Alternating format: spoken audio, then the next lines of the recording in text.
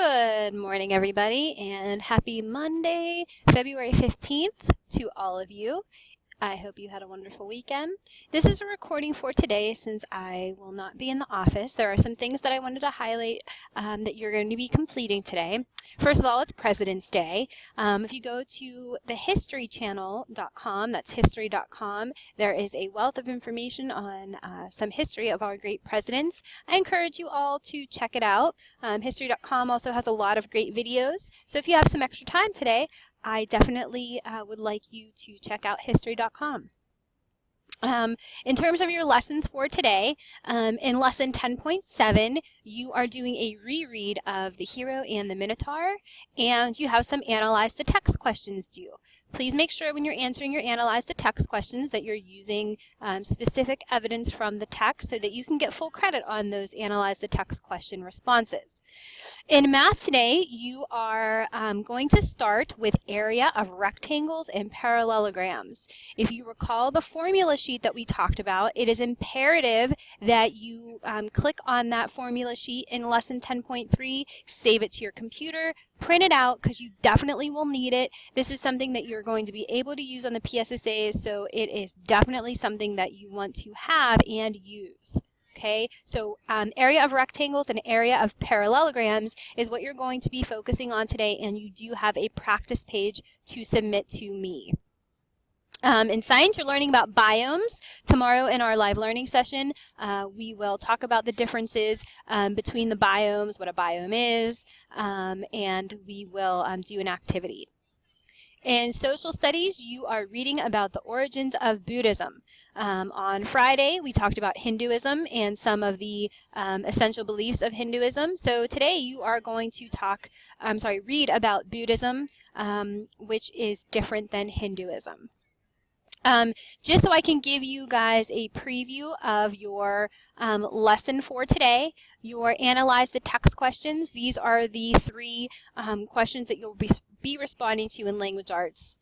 Okay, so looking at the problem that the people of Athens faced in The Hero and the Minotaur, how does Theseus respond to the problem? Answer in complete sentences with evidence from the text. Okay, how would you describe the setting of this myth? Remember, The Hero and the Minotaur is a myth. Does it change throughout the myth? Okay, so think about the setting, where it takes place. Does it change? How does it change? Okay, anything that you notice that's, important in terms of the setting and how it changes. Okay, then in number 3, I want you to revisit page 529. How does the author's word choice create a dark mood in this scene? Okay, what words create this mood? Please provide the specific words and phrases as well as an explanation. Remember, guys, mood is all about you as the reader. How does it make you feel? Okay, it's definitely dark on page 529. Okay, so reread it. Think about it. How does the author's word choice create that dark mood for you?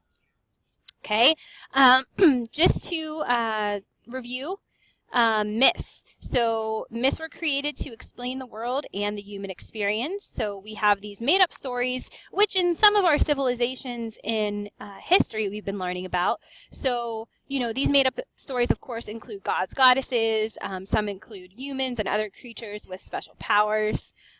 We know really well that the Greeks created a collection of myths to describe the world around them, and many times characters in these myths have a story where they face difficult challenges. Okay, so Theseus, who sets out on this journey to face the deadly creature called the Minotaur, is what we're focusing on in this reading.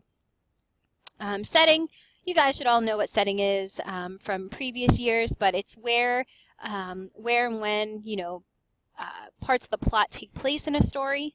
Okay, the setting could, of course, change. That's one of your Analyze the Text questions for today. So look for, clues, phrases, descriptions of places that are noted in The Hero and the Minotaur. Okay, and then author's word choice. Look at this picture. Definitely visualizes to me something that's very dark and almost a little bit creepy.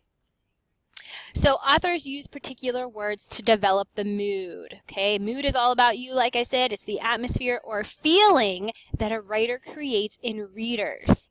Okay, so each scene in a story can create a mood.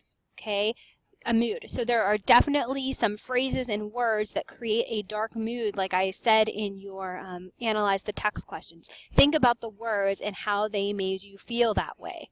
Okay, that's mood. All right, so please make sure that you do your second read of The Hero and the Minotaur. I hope you guys enjoyed this reading. Last year and the year before, there was a lot of positive feedback about this myth. Okay, especially since we've been learning about myths so much in history. Just a note about math, everybody. Okay, here is that formula sheet that you're going to be using today in lesson 10.3. Okay, make sure that you click the link for the introduction in the lesson. But I wanted to highlight the formulas that you're going to be using today. So here's our rectangle. You're going to be finding the area. Okay, that's what the A stands for. An area of a rectangle is just length times the width. Okay, length times the width. Remember, area is what's on the inside. Okay, please keep in mind that if the length is length is like, let's say 4 here, it would also be 4 up here. Okay, but area is different than perimeter. We're only concerned with what's on the inside, and the formula for that is to take the length times the width. Length times the width. Here's our parallelogram, okay, and the area for a parallelogram is just the base times the height. Okay, so in this parallelogram, you can see the two bases here. You're going to take the measure of the base, and you're going to multiply it by the height. The dotted line, everybody, in figures does show you the height. Okay, so keep that in mind. Okay, these dotted lines right here show you the height.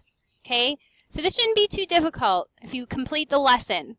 All right, make sure that you watch the lesson tutorial videos. Make sure that you do the self-check practice. There's an interactive practice quiz in there. It's really, really, really important that you do not skip any parts of the lessons, specifically in this geometry unit.